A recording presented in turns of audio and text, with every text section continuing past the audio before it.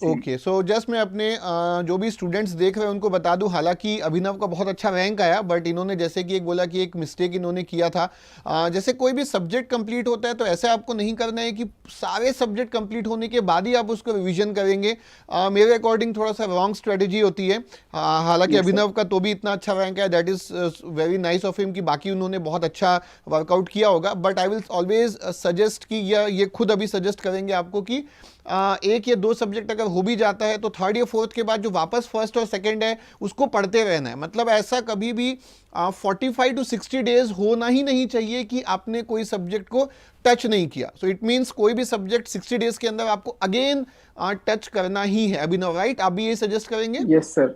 Yes sir, every 30 days के बाद एक दिन पूरा प्रीवियस सब्जेक्ट को दे देना है। ओके। बस even if you just revise the notes and the problems in your notes, that is enough. Okay okay, great. Okay Abhinav, so please continue. Then आप फिर वही कि अक्टूबर में रिविजन्स एंड फिर टेस्ट आपने साइमल्टेनियसली देना स्टार्ट कर दिया था। Yes, sir. In November, October. October, and December. Okay On December 15th, I gave my first full test. Okay, December 15 you gave, that is a perfect time, very good, excellent, great. So December 15 के पहले तक जो भी test आपको subject wise या वो देने थे टॉपिक वाइज वो आपने दे दिए थे, और उसके बाद फिर आपने मॉक टेस्ट पे आ गए।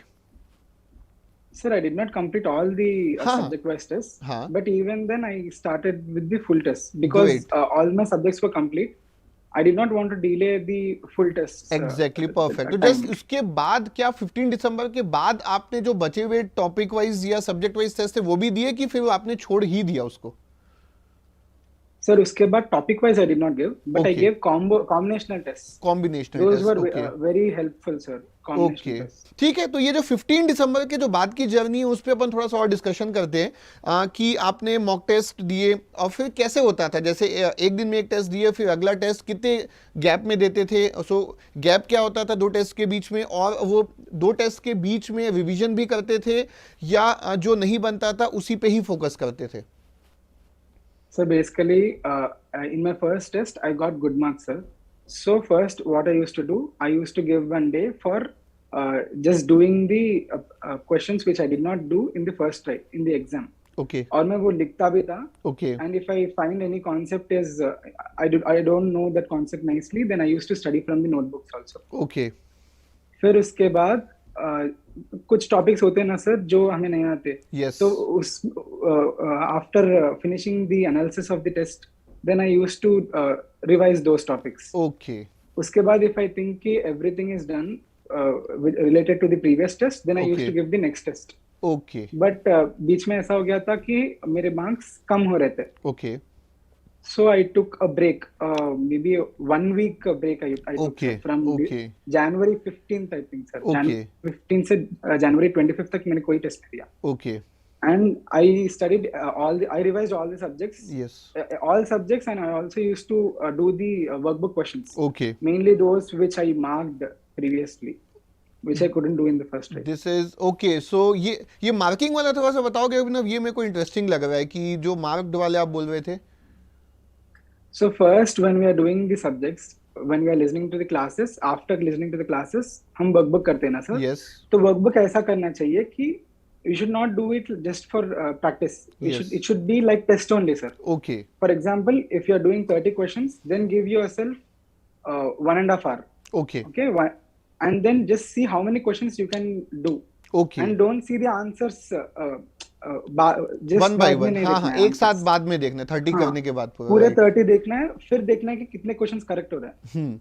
And then the questions which are new or which you couldn't do, those you circle, okay and you should do those questions afterwards when you come back to this topic. Okay, This is very important, sir. Excellent. तो this always मतलब कुछ कुछ चीज़ें अच्छा connecting मुझे लग रहा है कि मैं भी ये हमेशा सजेस्ट करता हूँ, क्योंकि स्टूडेंट का क्वेश्चन होता है कि वर्कबुक को कितने बार सॉल्व करेंगे। अब उसी वर्कबुक को all the questions you can not solve 3 to 4 times, but अगर आपने क्वेश्चंस को हाईलाइट करके रखे, मार्किंग करके रखी जैसे कि आपने रखा था, तो स्टूडेंट फिर उसको 2 टाइम्स 3 टाइम्स 4 टाइम्स भी कर सकते हैं for the selected question. So that was very good move. So देखिए अभिनव का सक्सेस आप देखिए कि बहुत सारी चीज़ों को आप अगर एनालाइज करेंगे तो जैसे इनके मार्क्स कम हो रहे थे तो इन्होंने थोड़ी सी स्ट्रैटेजी को चेंज किया, फिर उन्होंने उस वीक 1 वीक का ब्रेक लिया. तो ये जो चीज़ें होती है ना, ये जो मैच्योरिटी वाली चीज़ें होती है, आपको जो समझ एक्चुअली होती है कि व्हाट आप कर रहे हैं, और एक आई विल से कि I am very impressed Abhinav, that is very nice, क्योंकि you are in the final year only, और बहुत सारे लोग एक बार एक्चुअली फेल होने के बाद ये सारी चीज़ें समझ में आती है, और आपको मेन अटेम्प्ट के पहले ही समझ में आ गया था. सो वंस अगेन कॉन्ग्रेचुलेशंस अभिनव, ये मुझे अच्छा लगा सुन के, और ये आई थिंक जो भी एस्पिरेंट्स आपको सुन रहे होंगे उनके लिए बहुत बेनिफिशियल होगा. सो अगर मैं लास्ट वीक की तरफ आता हूं, तो लास्ट वीक पे मेनली आपने कैसे फोकस किया, last 1 week before the GATE exam? Sir last week तो मैं सिर्फ शॉर्ट नोट्स ही पढ़ता था, क्योंकि जनवरी 15 से 25 मैं फुल नोट्स पढ़ा था. तो मेरा हो गया था रिवीजन, मेन रिवीजन जो है. So only the short notes, और when I was revising in this time I used to note down some points which I used to forget, not which are important. Only things that I used to forget, I used to write down. Okay, got it Abhinav. Last week में सिर्फ वही पढ़ता था. Okay.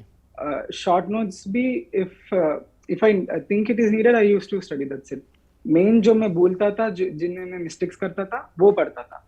ठीक है. सो जितने भी aspirants देख रहे हैं अभिनव से, तो second very important point what he said कि पहला पॉइंट तो ये था कि जो क्वेश्चंस इनसे पहले अटेम्प्ट में नहीं बनते थे या कॉन्फिडेंट नहीं होते थे उस क्वेश्चंस पे, तो उसको मार्क करते थे कि जब भी टाइम मिलेगा तो उसी क्वेश्चन को प्रैक्टिस करेंगे.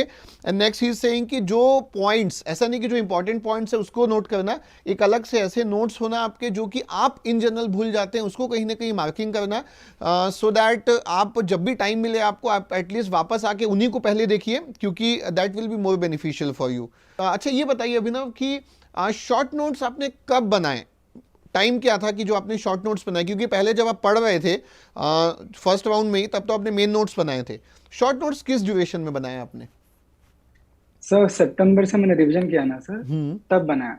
तो basically what I used to do is, some subjects are उन सब्जेक्ट्स में short notes are very important, like EDC. Okay. You cannot study EDC without a formula book. Yes. So what I used to do is, I used to study the notes, then I used to solve the previous year questions. Okay. After solving previous year questions, I know where from where questions are coming. Okay. Which formula are important. Okay. Then I used to make short notes. Okay. Based on the previous year questions.